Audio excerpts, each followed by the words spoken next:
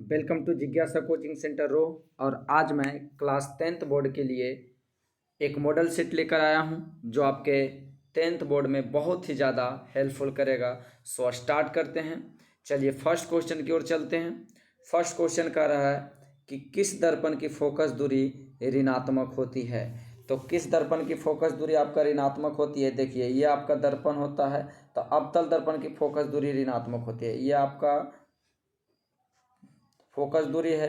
ये आपका अगर त्रिज्या है तो इधर की दूरी जितना भी होगा ये आपका क्या होगा, निगेटिव होगा।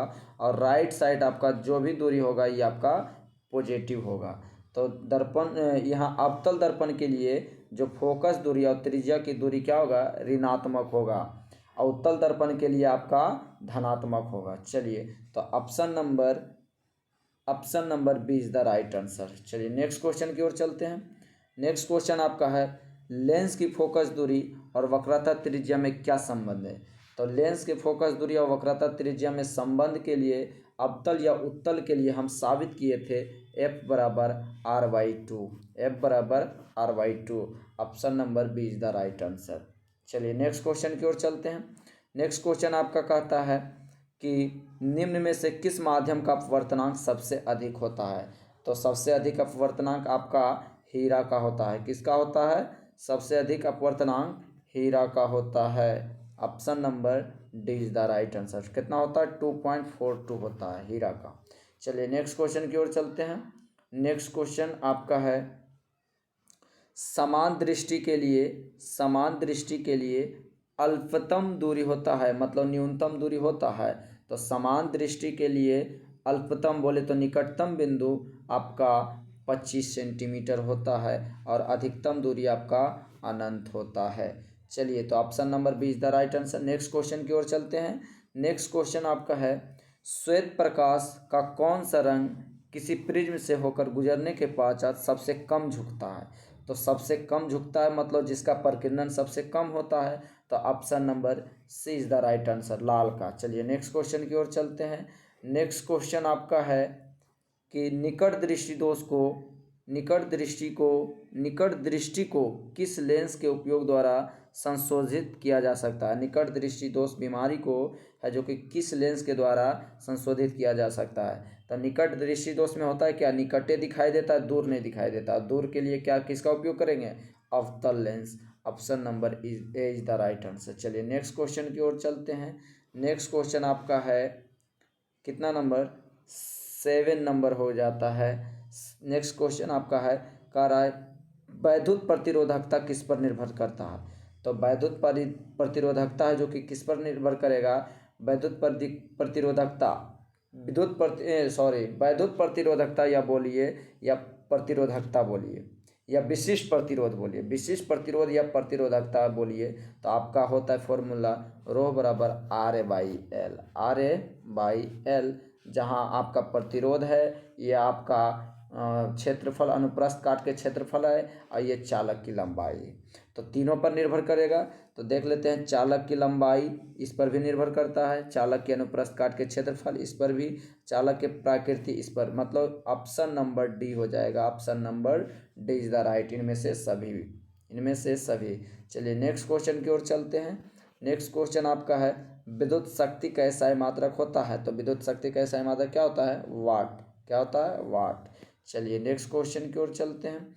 नेक्स्ट क्वेश्चन आपका है कि 1 यूनिट विद्युत ऊर्जा का मान होता है। तो 3.6 × 10⁻6 जूल होता है।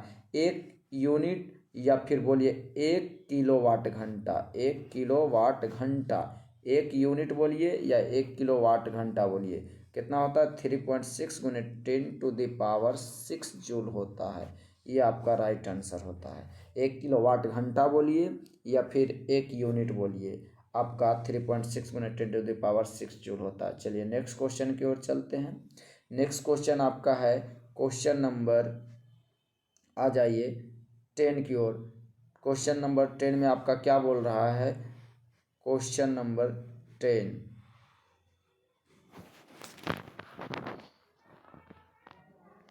क्वेश्चन नंबर आपका 10 बोल रहा है क्या, देखते हैं। क्वेश्चन नंबर आपका 10 बोल रहा है निम्न में कौन सा कथन सत्य नहीं है? सत्य नहीं है मतलब गलत है। तो देख लेते हैं। विद्युत जनित्र चुंबकीय प्रेरण पर कार्य करता है, सही बात है। विद्युत जनित्र या डायनमो विद्युत चुंबकीय प्रेरण के सिद्धांत पर काम करती है। आपका सेकेंड है विद्युत मोटर। विद्युत मोटर विद्युत मोटर विद्युत ऊर्जा को यांत्रिक ऊर्जा में बदलता है, ये भी आपका सही है, ये भी आपका सही था। चलिए नेक्स्ट क्वेश्चन, नेक्स्ट आपका क्या है देख लेते हैं। नेक्स्ट आपका है थर्ड नंबर कि चुंबकीय बल रेखाएं परस्पर नहीं काटती है, सही बात। चुंबकीय बल रेखाएं आपस में नहीं काटती है, सही बात है। ये तीनों सही बात है। चलिए नेक्स्ट क्वेश्चन की ओर चलते हैं। और कार डी में हरे विद्युत रोधन वाला तार प्रायः विद्युमय तार होता है, ये option number D is the right answer होगा, लेकिन ये ऑप्शन नंबर गलत है। ऑप्शन डी है जो कि गलत है। बाकी ये आपका सही था, ये आपका सही था, ये आपका सही था। चलिए नेक्स्ट क्वेश्चन की ओर चलते हैं। नेक्स्ट क्वेश्चन आपका कहता है कि फ्लेमिंग के वाम हस्त नियम में बायां हाथ का माध्यमा संकेत करती है। तो फ्लेमिंग के वाम हस्त नियमानुसार बताए थे कि अपने बाएं हाथ को इस प्रकार फैलाएं कि यदि तर्जनी चुंबकीय क्षेत्र को बताता हो तो माध्यमा विद्युत धारा की दिशा को बताता हो, तो अंगूठा धारावाही चालक पर लगे बल की दिशा को बताता है, तो उसे फ्लेमिंग के वाम हस्त का नियम कहा जाता है। तो यहाँ आपका माध्यमा पूछ रहा है, तो माध्यमा क्या बताएगा? चालक में प्रवाहित विद्युत धारा की दिशा को बताएगा। Option number C is the right answer. ये आपको नियम याद होना चाहिए, ये आपका सब्जेक्टिव भी 3 नंबर में पूछा जाता है, इसलिए इस बहुत वीवीआई टॉपिक है। चलिए नेक्स्ट क्वेश्चन की ओर चलते हैं। नेक्स्ट आपका कह रहा है कि नेक्स्ट आपका 12 नंबर क्वेश्चन नंबर 12 क्या बोल रहा है? चुंबक के भीतर चुंबकीय क्षेत्र रेखाओं की दिशा क्या होती है? तो हम बताए हैं कि प्रॉपर्टी ऑफ मैग्नेट लाइन में चुंबकीय प्रॉपर्टी ऑफ मैग्नेट लाइन मतलब है जो कि चुंबक का क्या रेखाओं बोले तो चुंबकीय बल रेखाएं बताए थे। हाँ, चुंबकीय बल रेखाएं बताए थे कि प्रॉपर्टी ऑफ मैग्नेट लाइन क्या होता है। तो हम यहाँ 2 पॉइंट बताए थे कि यदि चुंबक के बाहर सॉरी, इसका जो डिफाइन होगा क्लियरली मैं बता दूं कि ये आपका देखिए मैग्नेट है।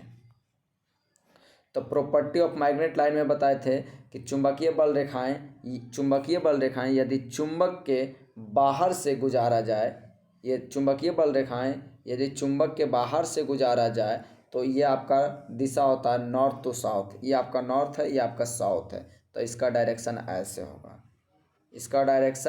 ऐसे होगा, नॉर्थ टू साउथ। किधर से? चुंबकीय बल यदि चुंबकीय बल रेखाएं चुंबक के बाहर से गुजारा जाए तो इसकी दिशा मतलब उत्तर से दक्षिणी की ओर होगा। लेकिन यदि चुंबकीय बल रेखाएं चुंबक के अंदर से गुजारा जाए, देखिए ये चुंबक के अंदर से गुजार रहे हैं, चुंबक के अंदर से गुजारा जाए तो इसकी दिशा होगी साउथ से नॉर्थ की ओर होगा। ऑप्शन नंबर आपका हो जाएगा भीतर से गुजार रहा है तो साउथ से नॉर्थ की ओर, मतलब option number B is the right answer. दक्षिण ध्रुव से उत्तर ध्रुव की ओर होगा। चलिए ये आपका बहुत ही अच्छा समझाए थे, मैग्नेट लिए थे इस प्रकार से, और ये आपका नॉर्थ पोल था, ये आपका साउथ पोल था। तो चुंबकीय बल रेखा जब चुंबक के अंदर से गुजारेंगे, ये आपको देखो चुंबक के अंदर से गुजार रहे हैं इस प्रकार से, तो इसकी दिशा होगा साउथ से नॉर्थ की ओर, मतलब दक्षिण ध्रुव से उत्तरी ध्रुव की ओर। चलिए आशा है कि आपको ये क्वेश्चन समझ में आया होगा। नेक्स्ट क्वेश्चन की ओर चलते हैं। कह रहा है नाभिकीय ऊर्जा का स्रोत निम्न में से कौन सा है? तो नाभिकीय ऊर्जा का स्रोत किस में हो जाएगा? ये आपका हो जाएगा यूरेनियम। किस में हो जाएगा? यूरेनियम। चलिए नेक्स्ट क्वेश्चन की ओर चलते हैं। नेक्स्ट क्वेश्चन आपका है कली चूना का रासायनिक सूत्र है। कली चूना, तो कली चूना का रासायनिक सूत्र आपका हो जाएगा ये आपका CaO। कली चूना का क्या हो जाएगा? CaO। चलिए नेक्स्ट क्वेश्चन की ओर चलते हैं। नेक्स्ट क्वेश्चन आपका क्या है कि जल के वैद्युत अपघटन में कैथोड पर गैस मुक्त होता है। तो जल के वैद्युत अपघटन में कैथोड पर आपका हाइड्रोजन गैस मुक्त होता है, और एनोड पर किसका होता है? एनोड पर है जो कि ऑक्सीजन गैस मुक्त होता है। सॉरी, एनोड पर है जो कि क्लोरीन गैस मुक्त होता है।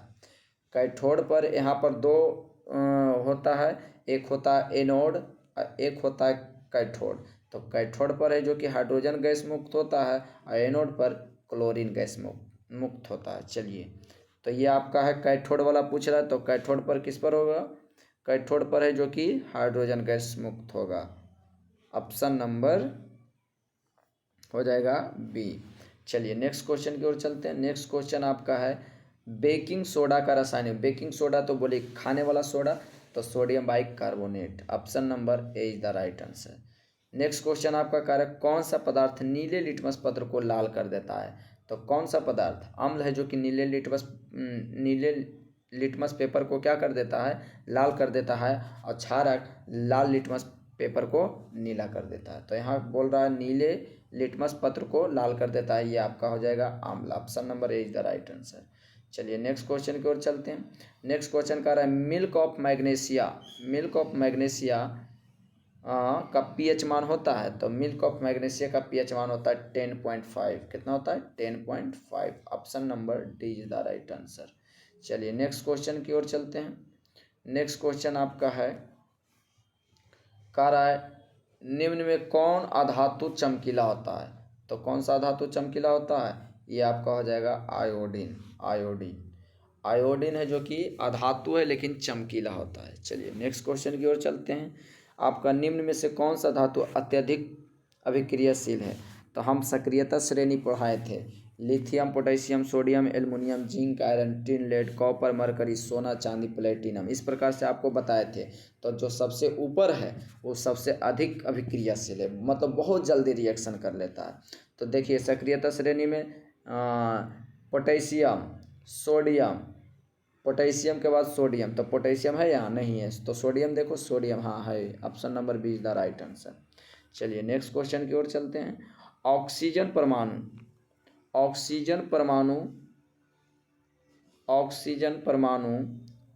परमाणु के बाह्यतम कक्षा में इलेक्ट्रॉनों की संख्या होती है। तो ऑक्सीजन के परमाणु संख्या होता है 8। ऑक्सीजन के परमाणु संख्या 8 होता है। तो पहला कक्षा में 2 और दूसरा में 6। अब बाह्यतम कक्षा में अधिकतम इलेक्ट्रॉनों की संख्या कितना रख सकते हैं? 8। तो बाह्यतम कक्षा में ऑक्सीजन के कितना हो गया? 6 इलेक्ट्रॉन। तो option number B is the right answer. चलिए नेक्स्ट क्वेश्चन की ओर चलते हैं। नेक्स्ट क्वेश्चन आपका रहा है ब्यूटेनॉन एक कार्बनिक यौगिक है जिसका प्राक्रियात्मक समूह है। तो ये आपका हो जाएगा एल्कोहल। क्या हो जाएगा? एल्कोहल का सूत्र भी पूछता है। तो C2H5OH होता है, OH होता है एल्कोहल का। चलिए नेक्स्ट क्वेश्चन की ओर चलते हैं। नेक्स्ट क्वेश्चन आपका है 23 में कारण नाइट्रोजन के 2 परमाणुओं के बीच कितने आबंध बनते हैं? तो नाइट्रोजन के 2 परमाणुओं के बीच है जो कि ट्रिपल बॉन्ड बनता है। कितना बॉन्ड बनता है? ट्रिपल बॉन्ड बनता है। तो हम बॉन्ड के बारे में भी बताए थे कि जब कोई तत्व जितना इलेक्ट्रॉन का त्याग या ग्रहण करता है तो उस पर उतना ही बॉन्ड बनता है। जैसे नाइट्रोजन की बात रही तो नाइट्रोजन की परमाणु संख्या होता है 7। नाइट्रोजन की परमाणु संख्या कितना होती है? 7 होती है। नाइट्रोजन की परमाणु संख्या आपका 7 होता है। नाइट्रोजन की परमाणु संख्या 7 होता है। तो पहला कक्षा में कितना होगा? 2 और दूसरा में 5 होगा।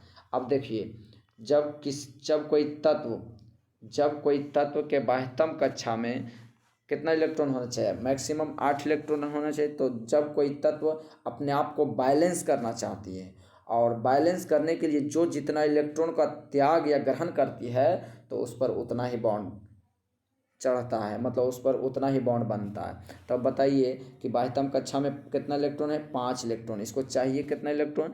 3 इलेक्ट्रॉन चाहिए, तो 3 इलेक्ट्रॉन को क्या करेगा, ग्रहण करेगा।